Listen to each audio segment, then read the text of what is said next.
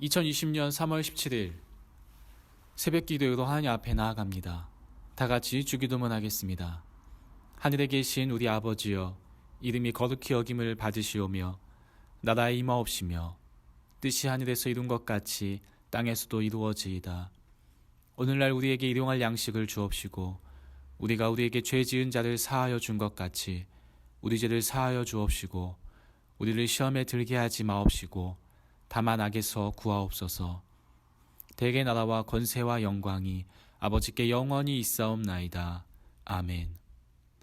찬송가 263장 이 세상 험하고 찬양합니다.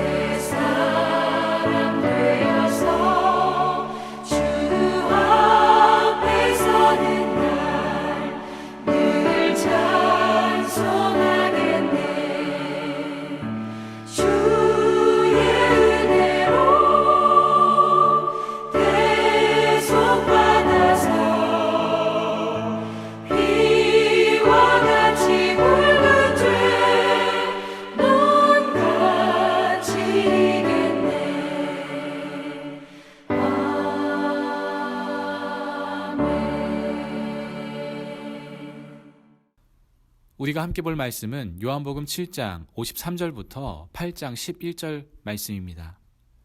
제가 봉독해 드리겠습니다. 다 각각 집으로 돌아가고 예수는 감람산으로 가시니라.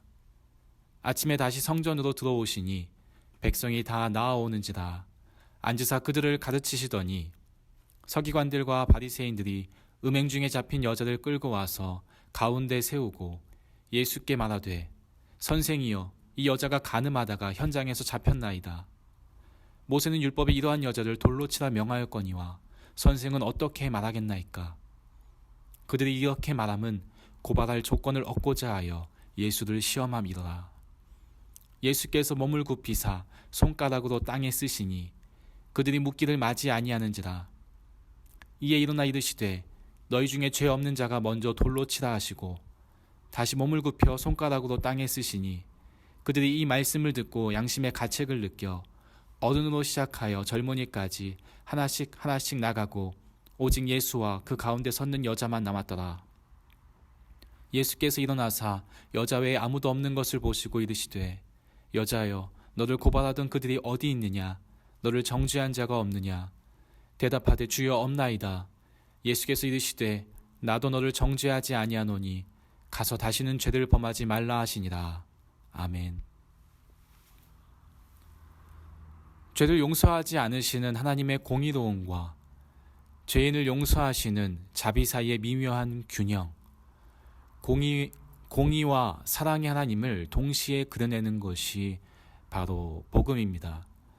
사랑과 공의가 함께 할 수 있을까요? 우리가 익히 들어 알고 있는 말씀, 가늠한 여인에 대한 말씀입니다. 예수님께서 성전에 들어가셔서 백성들을 가르치고 계셨습니다. 이때 서기관과 바리새인들이 음행하던 현장에서 붙잡은 여인 하나를 끌고 왔습니다. 그러면서 예수님께 묻습니다. 모세의 율법에 의하면 음행한 여인을 돌로 치라고 했는데 당신이라면 어떻게 하겠느냐? 하고 묻습니다. 신명기 22장과 레위기 20장 말씀에 의하면 이 여인을 돌로 쳐 죽여야 했습니다.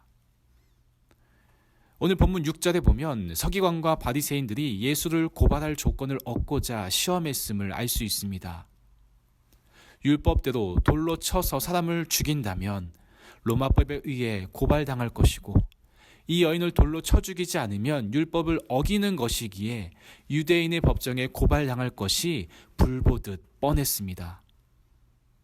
예수님께서 빠져나갈 구멍은 보이지 않는 교묘한 시험처럼 보여집니다. 이때 예수님은 손가락으로 땅에 무언가를 쓰셨습니다. 다른 고대 사본에는 그들의 죄목을 적었다고 하지만 무엇을 썼는지 성경에는 기록되어 있지 않습니다. 7절에 그 자리에 있던 사람들이 예수님께서 땅에 쓰신 것을 보고 아무것도 묻지 않았습니다. 아무 말도 할 수 없었던 것 같습니다. 예수님께서는 죄 없는 자가 먼저 돌로 치라고 말씀하십니다.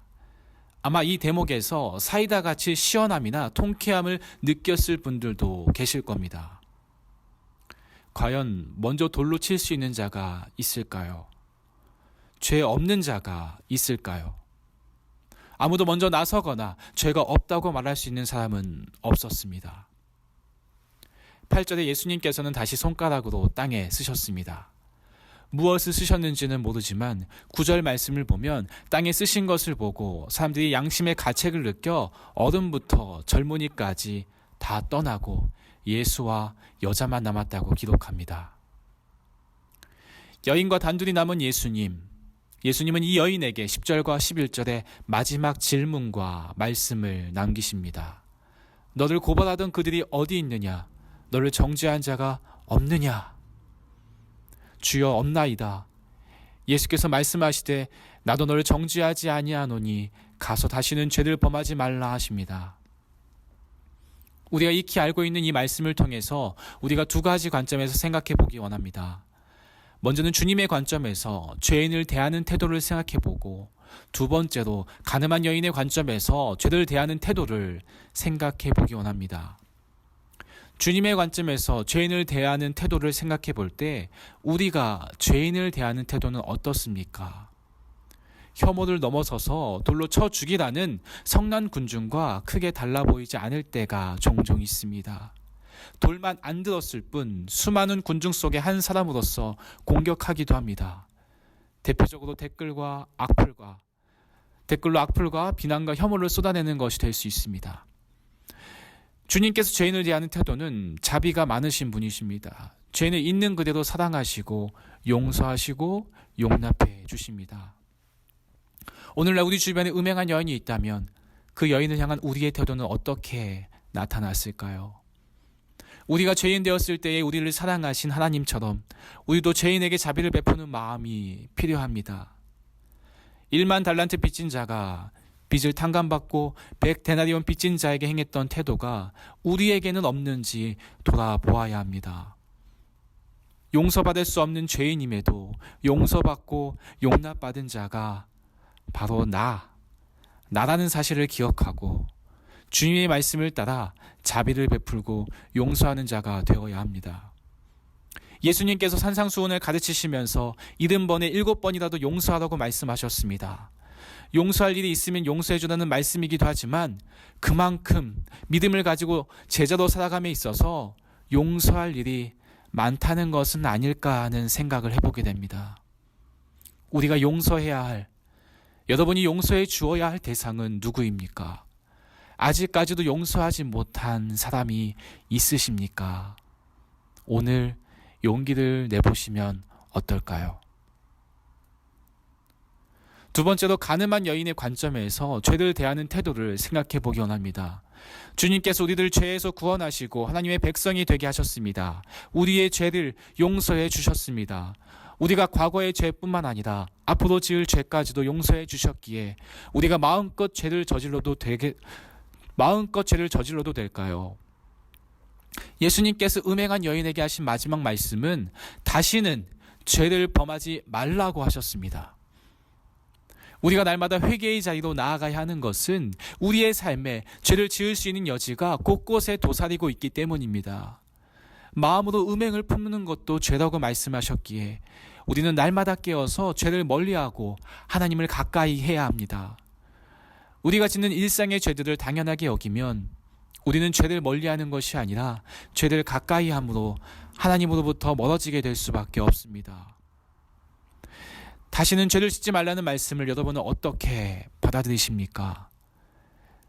죄를 안 지을 수는 없다 하더라도 우리가 죄를 점점 멀리하는 태도가 필요합니다.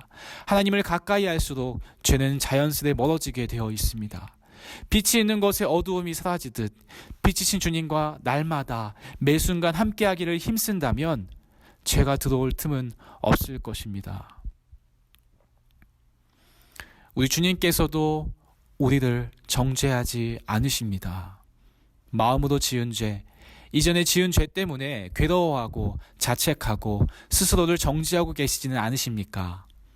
주님께서는 우리를 정죄하지 않으신다 말씀하셨습니다. 그러나 그것이 우리에게 면죄부를 주는 것은 아닙니다. 주님의 마지막 말씀을 기억하시기 바랍니다. 다시는 죄를 범하지 말라. 죄를 짓지 말라 하셨습니다. 우리를 정죄하지 않으시는 것은 우리에게 죄가 없다는 것이 아닙니다. 죄를 멀리하고 죄를 짓지 말라는 것입니다. 여러분이 가지고 계신 큐티책에 나와 있듯이 율법은 사람을 정죄하기 위해 주어진 것이 아니라 인간의 불완전함을 깨닫고 하나님의 은혜를 구하는 통로입니다. 율법의 정죄함에서 벗어나되 우리의 온전하지 못한 가운데서 날마다 하나님의 은혜를 구하며 나아가는 저와 여러분이 되기를 소망합니다. 예수님께서 십자가에서 우리에게 보여주신 것은 사랑뿐만이 아니라 공의로움을 나타내신 것입니다. 주님께서 죄인을 위하여 죽으심은 또한 죄인들에 대한 심판을 나타내신 것입니다. 공의로운 하나님께서 친히 자신의 아들을 통해 죄인들의 죄를 담당하게 하셨습니다. 나 같은 죄인을 살리기 위해 하나님의 아들이 죽임을 당했습니다. 주님의 사랑을 기억하며 주님의 공의로우심을 따라서 사랑과 자비를 베풀며 의로운 삶을 살아가는 그런 오늘 하루가 되기를 주님의 이름으로 축원드립니다. 우리 함께 기도하겠습니다. 주님의 사랑과 자비하심을 닮아 용서하지 못했던 자를 용서할 수 있게 달라고 기도합시다. 또한 주님의 말씀처럼 죄를 멀리하고 공의를 행하는 삶을 살아가게 해달라고 기도합시다. 코로나19가 속히 잠잠해지고 온 나라와 각 기관과 사업장, 가정이 회복되게 하시고 치료에 동참하는 의료진들과 정부 관계자들에게 힘과 지혜를 주시고 이 어려움을 잘 극복해 나갈 수 있게 해달라고 기도해 주시기 바랍니다. 마지막으로 가정교회 재편성과 본당 증축이 은혜 가운데 이루어지게 해달라고 기도해 주시고 김정민 담임 목사님께서 영육간에 강건하여서 이 어려운 시기를 잘 헤쳐나갈 수 있는 영적인 리더로 든든히 서 있게 해달라고 우리 합심으로 기도하겠습니다.